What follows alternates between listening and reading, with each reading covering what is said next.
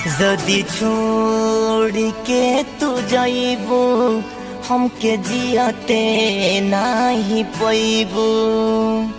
ऐसा मत कहा। जदी छोड़ के तू जाइबू हमके जियते नाही पैबू। हे जान छोड़ के जो जाइबू हमके जियते नाही पैबू। चिता पर हम जाएब डोली पर जब तू जाइबू। वादा बा ये वो सजनी बिच रहिया में बेटाइबू।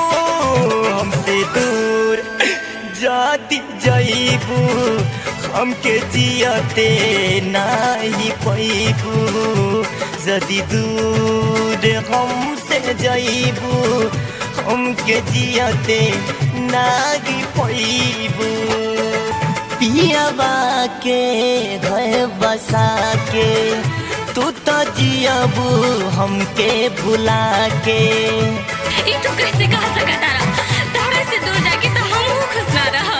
खुश रहब ना दूर जाके हे जाने तोहरा के भुला के। तू से जिया अपन सजाइबा हम चीता पर सजाएब। तू से जिया अपन सजाइबा हम चीता पर सजाएब।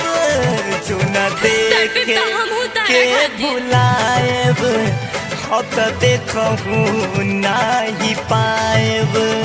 चाहे दूर कितना जाएब फिर मिले तुझसे आएब।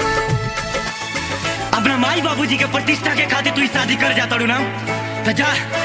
हम ये कहता नहीं कि तू अपन घर तो बसा लेबू, लेकिन तोहरा बिना हम कैसे जिए ये तो बता जा। अरे जब पैदा भलू तो माई बाबूजी के प्यार मिलल तो फिर बड़ होके हमसे का प्यार कइलू।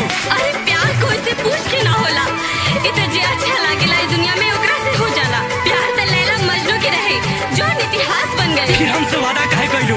वादा तोड़लू तू सारा भूल गइलू कसम खा के। वादा कइले रहलू ना कि जिंदगी में कबो साथ ना छोड़बू। किस्मत के दोस्त बाटे जाए के अफसोस बाटे। मंगिया बराए से पहिले हम दुनिया छोड़ जाएब। तू जोड़ा में सजीवा सवारीगा हम कफन में लिपटाएब। तुहके भुला के हमदम हमहू जी न पाएब। जो मिले के तू चाहबू शमशान पर हम भेटाएब। सिखा सिखा के तू भुला के ऐसा कर रहिया घर बसा के। कैसे भूल जाई तोहके ई दुनिया में बस तोहसे प्यार कइले रहनी कि जी के का करब। सिखा के तू भुला के ऐसा कर रहिया घर बसा के। हमारा दिल के तू तोड़बू पियाबा से नाता जोड़बू। बाबू भाई के अपना के बस जाइबू ससुरा में जाके। हमके मौत के नींद सुला के बस जाइबू ससुरा में जाके।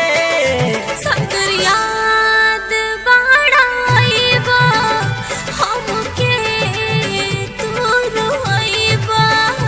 सिखा याद बाड़ाइबू मरले पर भी तू सतैबू।